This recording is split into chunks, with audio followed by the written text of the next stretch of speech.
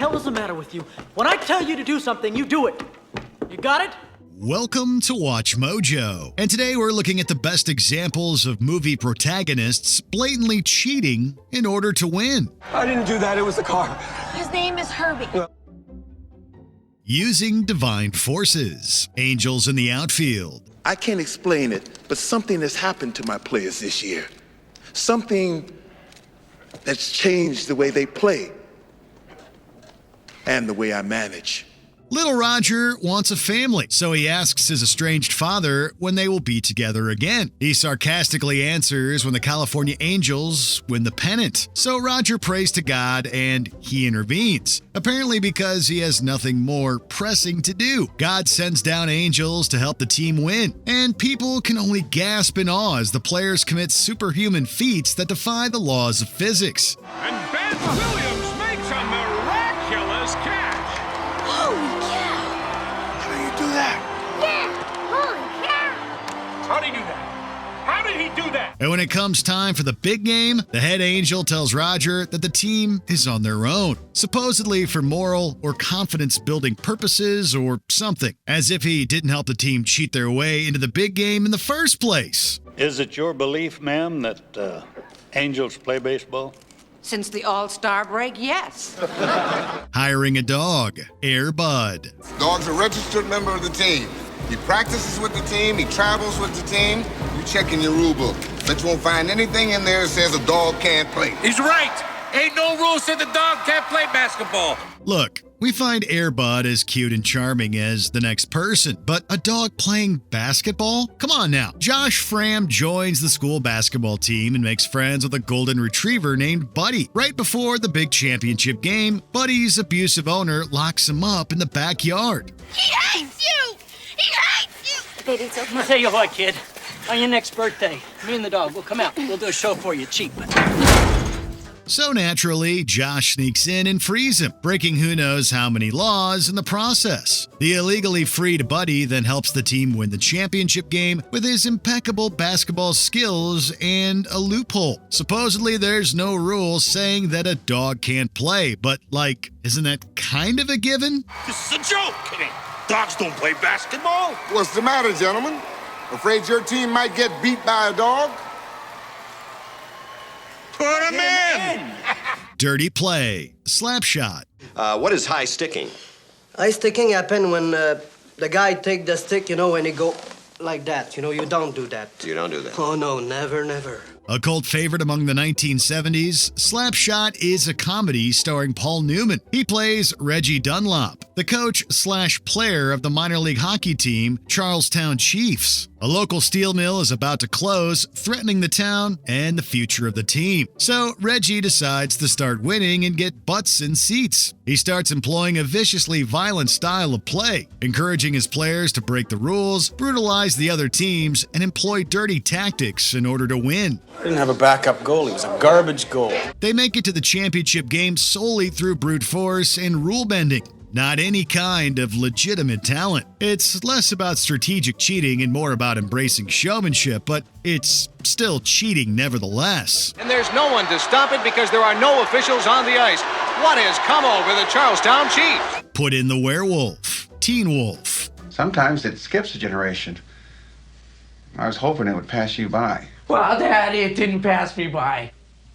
It landed on my face. Sports movies have this thing where the hero learns from their mistakes and stops cheating in the big game to win legitimately, as if that negates the spree of cheating they performed in order to get there. Teen Wolf is another offender of this trope. Scott Howard learns that he is a werewolf, and he uses his animalistic talents to help his scrappy basketball team start winning games. It doesn't matter how you play the game, it's whether you win or lose.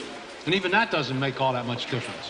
This isn't a secret. He's openly being a werewolf, hogging the ball and making amazing plays while the crowd eggs him on in their state of wolf fever. How is this allowed? Of course, he learns his lesson and wins the championship game legitimately, but there's going to be a giant asterisk next to that trophy. You may think that you're something special around here, but let me remind you that I am still the vice principal. Hey, I'm no different than anyone else. Magic shoes, like Mike. Look, Do not hurt him. Do you know how valuable he is to me? It's his sneakers. That's how he can play so well. You lay one more hand on him and you're sleeping in the basement. Calvin Cambridge is a huge basketball fan, and he finds an old pair of shoes that once belonged to Michael Jordan. These shoes are apparently magic because they give little Calvin the talent of the basketball legend. He is soon recruited by the Los Angeles Knights and becomes their star player, turning all sorts of amazing plays that would make even the best basketball players jealous.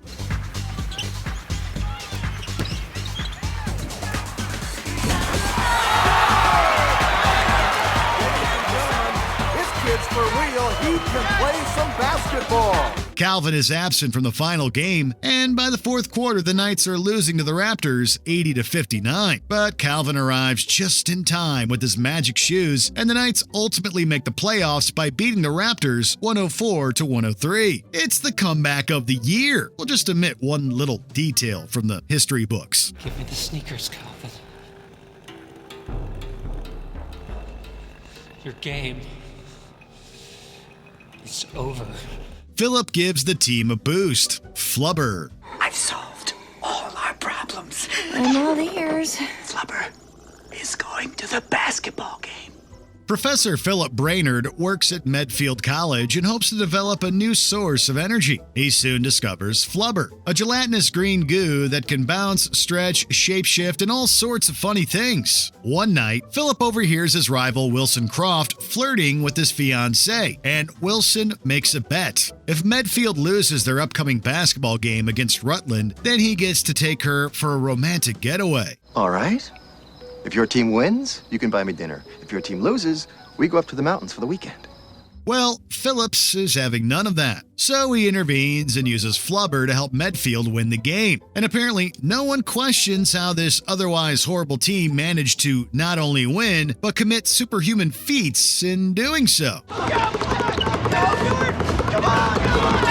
pretty good. Driving a sentient car. Herbie fully loaded. This car just winked at me. A race car just winked at you. I swear, the car just winked at me. Are you feeling okay? These kinds of films are fun and harmless enough, but Herbie Fully Loaded veers into gaslighting. Let us explain. Maggie Payton finds a sentient car in a junkyard and soon enters it into the NASCAR Cup Series. She earns the ire of NASCAR champion Trip Murphy, who grows irate at Maggie for scamming her way to victory. I thought you told me you destroyed that car. Sorry, dude. We can't say we blame him. Not only does Maggie use a magic vehicle, but she commits egregious acts of cheating throughout the race, like driving over other cars and using the catch fence to avoid pileups. When Trip tries bringing up the whole magic car thing, the heroes shrug their shoulders and say, "Isn't this guy crazy?" Effectively gaslighting who knows how many people. I'm telling you, that car is alive. Look, it's doing it again. You gotta believe me. You gotta believe me. Breaking Bones and Physics. Space Jam. Play along. Hey, stop hogging it, Mike. We're your teammates. Secret stuff. Secret stuff? You wouldn't hold out on us, would you? We don't think anyone is coming to Space Jam for life lessons, but if they are, then the message here seems to be if someone is cheating, then just cheat back. The Monstars dominate the Toon Squad during their climactic basketball game, having stolen the talent of professional players. Dejected, they turn to steroids. No, seriously, they knowingly take steroids, not realizing that it's really just water. You know, this goes against everything they taught me in health class. You want to win or not? Bottoms up. They proceed to obliterate the Monstars with the power of belief and violence. They blow up their opponents with bombs, twist their necks like pretzels, and use a bull to gore them in the butts. Jordan seems to be the only one playing fairly until he defies the laws of physics in order to win the game.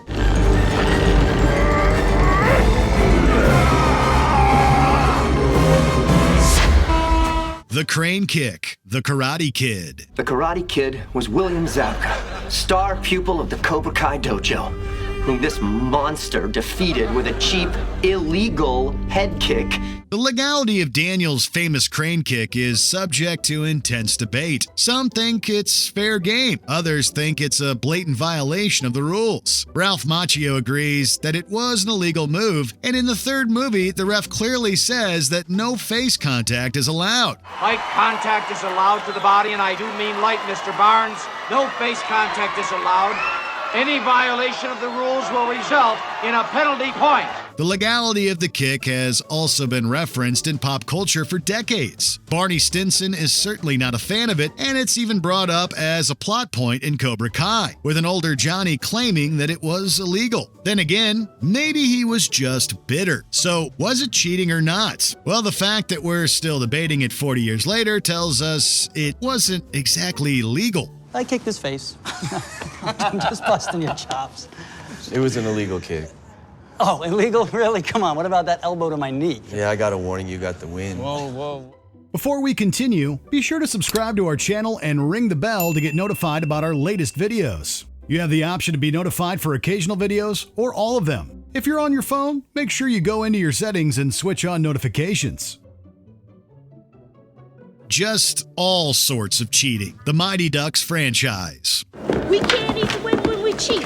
This series consists of 3 movies, and in not one does the titular team play fair. Dirty play is often encouraged by their coaches, including Gordon Bombay, who, rather than helping his players do better, simply encourages them to cheat. He even teaches them how to cheat, and most of them do it without a second thought. Good. Now say it again. Take the fall, act hurt, get indignant. One more time. Take the fall, act hurt, get indignant. The Ducks also commit all sorts of flagrant fouls throughout the course of the series, both on and off the ice. This includes hog-tying other players with a lasso and swapping jerseys in order to pull tricks on the opposing team. Yeah, they definitely make for fun visual gags, but there's nothing mighty about these Ducks. He gave it to the goaltender, Goldberg. Wait, it's not Goldberg. It's Russ. Here, take it. Thanks. Do you consider this cheating or simply bending the rules? Let us know in the comments below. It was a garbage win.